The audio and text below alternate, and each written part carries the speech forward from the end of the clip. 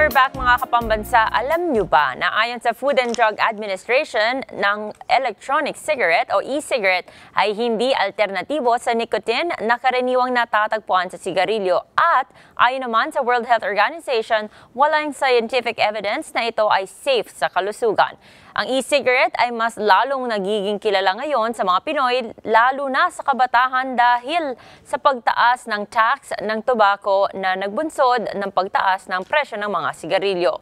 Ngayong umaga, alamin natin sa isang expert kung ano nga ba ang sama sa paggamit ng e-cigarette. Makakapanayam natin ngayong umaga si Dr. Riz Gonzalez, Chair ng Tobacco Control Advocacy Group ng Philippine Pediatric Society. Good morning po, Dr. Riz. Good morning, good morning, good morning. Hello. Hello po. Doc, simulan na po natin at para sa kaalaman po ng ating mga viewers, may pagkakaiba po ba yung tinatawag nating vape at e-cigarette? Okay. Kung sa pangalan, ang vape yun yung nickname, no? So yung scientific talaga na yung tamang name is Electronic Nicotine Delivery System or e-cigarette, no? So but it's popularly called vape kasi yung usok na lumalabas, ang nakasanayan ng tawagin parang vapor. Pero hindi yan totoong vapor kasi ang tawag dyan ay aerosol. Kasi kung i-review natin yung chemistry, yung vapor kasi is turning liquid to gas. So, iisa lang yung component. Pero yung aerosol, yung liquid, magiging usok, may mga suspension yun ng mga chemical at saka solid particles, no? Kaya kung titignan mo, dapat yan ay aerosol. Yan ang dapat nating malaman na totoo kasi pagka hinit, no, yung e-liquid, kasi ang sigarilyo, stick lang yan na mayroong dahon na prepare. Yung e-cigarette kasi, dalawa yan, may device at saka yung e-liquid. Yung e-liquid, yun ang naging pamalit doon sa gahon ng tobacco na ginagamit, pero minimimic niya yung good, yung parang pleasurable effects ng sigarilyo. Hindi lang naman yun parang tubig, kundi meron yan yung tinatawag na base, no, yung humectant. Tapos doon dinidissolve yung flavoring, no, na talaga naman sa mga kabataan attracted sila. Akala kasi nila ito lang ay flavoring lang. Tapos nilagyan pa ng nicotine. Ang nakakatakot kasi hindi na nila nalalasahan yung parang harsh flavor ng nicotine kasi nami-mask nung flavoring na yan. At tapos, kung makikita mo, sa screen, ang lakas ng usok, tapos mabango, hindi kagaya ng sigarilyo na mabaho.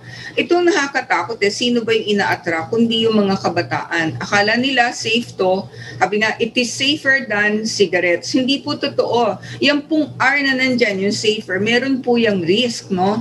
So, yung sa 18 years pa lang ang e-cigarettes, pero marami na tayong nakikitang masamang nangyayari, lalo na sa bata. Number one, no, yung pagka lumalala yung hika, ang dami pong allergies sa ilong, sa kanilang lalamunan, even sa balat, kasi yung e-liquid pumupunta dito, hindi naman sila meron na kami nakikitang dermatitis, pneumonia, o diba takot tayo sa pneumonia ngayon kasi lahat i-associate natin sa COVID. So we're getting a lot of recurrent pneumonias kahit na ito tama ang pagbabakuna.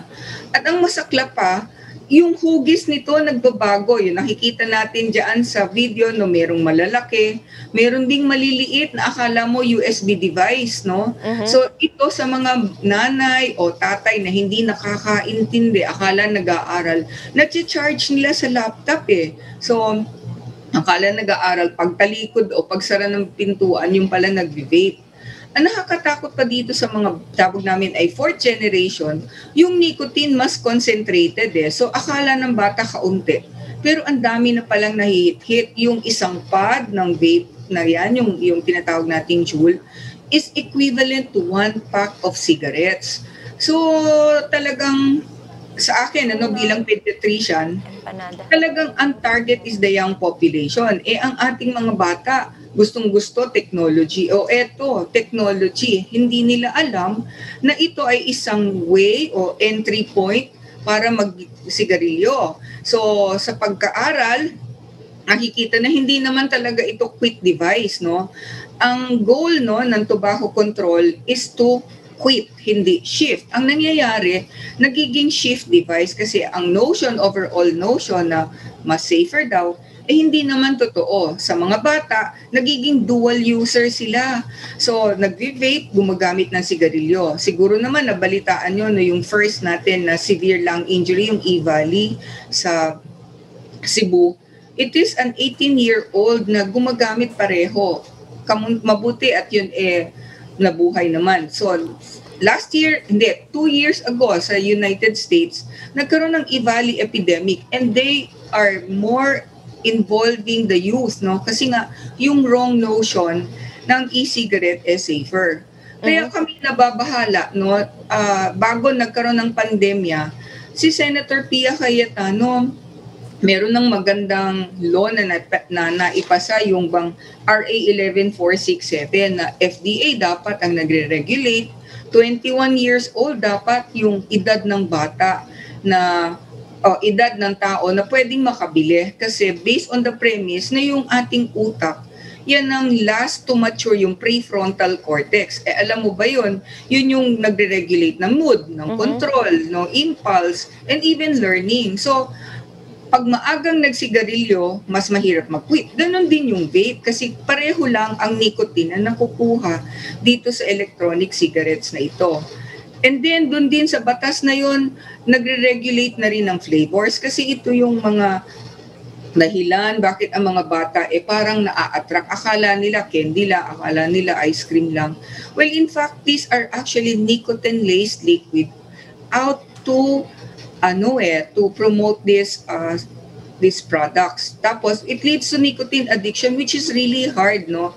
If a child uses this device or even in smoking. So, walang win-win situation pag binigay mo yan. Ano ba dapat nating matutunan ngayong pandemya? Di ba? Mahalaga ang ating health. So, we have to promote health measures. So, ilagay mo sa Committee on Trade ang regulation. Parang ang pinapaboran natin yung industriya, hindi yung ating health. No? So, parang it sends a wrong signal. So, ang pakiusap namin, we have laws already, yung EO 106, no? Yung bang nire-regulate na rin yung paggamit ng vape sa public places na kagaya ng sisigarilyo. Yung RA 11467, tinaas na rin naman yung tax doon. Tapos pati nga yung FDA at saka yung age of access. Ang mangyayari, bababa ulit sa 18 years old, ibibigay sa DTI. We're not promoting health. In this time of pandemic, takot tayo magkasakit. Ayaw nga natin pumunta sa hospital. Magkaubo o sakit. Iisipin mo, COVID. Ito pang ipopromote natin tong electronic cigarette. Parang wala naman yatang buting ibibigay. Lahat tayo natatakot din. Meron tayong COVID surge. Yun yung tatanong. So, Doc, yes pa, Doc. Oo. So, aerosol, no? Ano ba ang transmission ng COVID? Diba? By droplet, by aerosol. We are not helping our country. Lalong hindi tayo makakaahon dito sa ating nararamdaman na pandemya. Tapos, yung ating mga kabataan na dapat yan yung magandang future, magiging apektado sila ng nakakatakot na electronic cigarette. So, wag naman. Wag naman natin. Doc, I just want to ask, so is electronic cigarette more harmful than the traditional cigarette or is it just as harmful? For me as a pediatrician, it is just as harmful, no? Tingnan natin, ang sigarilyo kasi centuries old na. Ang vape 2003 lang nilabas sa market, so it's about 18 years old. So, yung cancer kasi nadidevelop after 30 years, no? So, hindi parati nakikita. So, yung sa mga bata, ang epekto kasi parang sa sigarilyo pa din For adults, they're claiming they have better breathing and everything. Siguro kasi yung kanilang lungs, hindi naman pa as normal as the kid. So, kumbaga may tolerance sila. Pero sa mga bata, I think, and I feel, it is as harmful as taking in the habit of smoking. Last na lang po, very quickly, Doc. May mga iba po kasi na sinasabi na ginagamit nila ang e-cigarette or vaping as a, kumbaga, step to quitting itong traditional smoking. Your opinion about this? Wala pong pag-aaral na nagsabi o nagpatunay na itong vape ginamit as a quit device, no? So, ang nangyayari, yung gumagamit ng vape, nagiging dual user. So, kung may pera ka, babili ka ng e-liquid o mag-upgrade ka ng vape mo, na vape device. Ang worst, kung sa mga kabataan, natututunan talaga nila na magsigarilyo. So, it has never been proven as a quit device. Tapos, kung titignan mo merong isang produkto, kitang-kita mo dyan sa mga mini stop or dito sa mga ibang hardware, this is a shift device. So, wala talaga, hindi talaga na-achieve yung goal ng tobacco control na to quit, hindi yung to shift ang kanilang napopromote. And ang masama, it attracts our kids. So we are hooking up a generation of new nicotine addicts. Nakakalungkot. Yes, Doc, thank you for enlightening us regarding this issue. Final message na lang po para sa ating mga viewers, lalo na po sa mga kabataan na into vaping o yung mga iba pa na naiengganyo pa lang o gustong magsimula dito sa vaping o e-cigarette. Okay. Ngayong tayo ay nasa pandemya, ang ating moral lesson, stay healthy. So staying healthy is wala dapat bisyo. Ang vaping, sigarilyo, parehong bisyo yan. Number 2, mga magulang, dapat alamin natin ng totoo na itong vaping na ito ay hindi po ito safe at hindi po din ito safer na kiniklaim ng industriya. Number 3, ito pong ating mga Senator, sana wag naman pong palitan na yung batas na before pandemic na andyan na. Tapos mga bata, mas marami pang dapat gawin na healthy habits, Yang vaping, bisyo. Ang bisyo, hindi kailangan. Tawag natin non-essential. So lagi natin stay safe, stay healthy. Ang sabi ko, the better normal, stay away from smoking, stay away from vaping. Thank you very much po for joining us this morning, Dr. Riz Gonzalez of the Philippine Pediatric Society. Magandang umaga po. Magandang umaga at maraming salamat.